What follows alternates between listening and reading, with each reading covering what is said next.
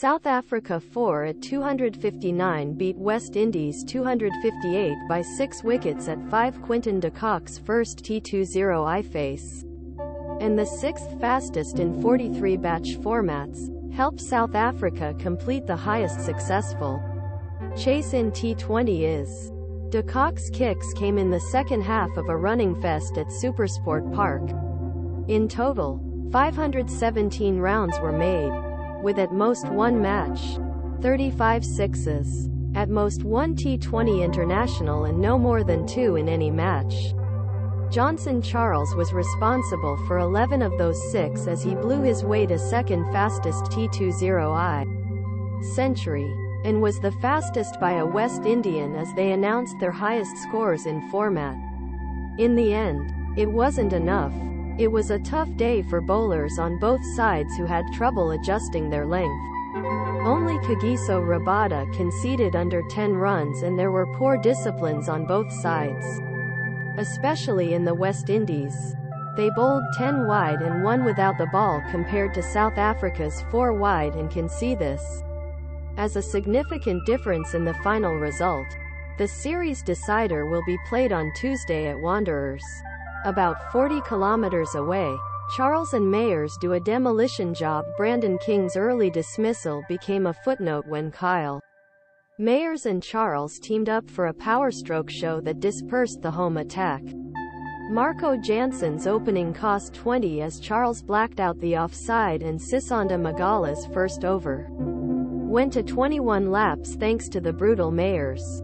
He hit 6 biggest of strokes when Sisanda sent Magala ball, which carried him 114 meters above center goal, from Roof's hospitality suite and into training nets. When Charles hit Tabraiz Shamsi over the square leg, he lifted 50 from 23 balls. Mayers followed with 24 ball hands and also brought the turning point against Shamsi. The West Indies were their fastest start in AT20 1v62 after powerplay and 1v137 after top 10 overs. Mayers missed Jansen, but until then, when they shared the third highest stand for the West Indies in T20 cricket, and all 3 came against South Africa, and swam 135 rounds in 58 balls, scoring just under 14 rounds. The continues Charles, however, was not intimidated when both Mayers and Nicholas Pooran fell for Jansen. Kagiso sent Rabada for 6 square legs, then fired a Magala full shot for 4 points and reached his century with a drive over the extra trench. Jansen was brought back and Charles sent him 6 the slender legs and then 4 over the slender legs before being tipped by a Yorker he had kept outside but had dripped onto his logs. Charles scored on the leg side 73 of his 118 laps, including 8 out of 11 sixes. And when he bowled, the West Indies still had 6 hits. Jansen Charles's 39 ball faces gone in vain for the West Indies, AFP shepherding to finish. Romario Shepherd picked up where Charles left off when he threw a full Parnell for his first border. Then he got stuck in Magala and took 2 sixes from the third, encouraging Aiden Markram to bring Rabada back. He wasn't spared either, as Shepherd and Rovman Powell went 18 laps in the final.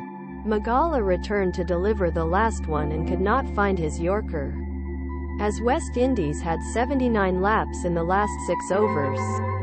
Their full shot hit over midwicket and went on for a long time. Shepherd was undefeated at 41 from 18 balls and Magala ended up with the 6th most expensive T20 figures. De Kock and SA break records. There is probably no better hitter for the record chase than Kock, and he responded exactly the way South Africa would have liked. He started with 4 in a row from Akeal Hosein and then hit Sheldon Cottrell with 3 consecutive sixes at cost of over 29. He dropped to 32 when De Kock tried to reverse Hosein and got a thin edge, but Nicholas Pooran couldn't hold it. Continued to make payments to the West Indies. South Africa then equalized fastest 50 by a full member team in the T20 is. with Kock hitting Hosein overhead for 6 and then 4 in a row. De Kock then notched South Africa's fastest T20 50 with 15 balls. In process, South Africa broke the record for most runs by full member team in a powerplay 102-100. Fastest by full member in T20 is.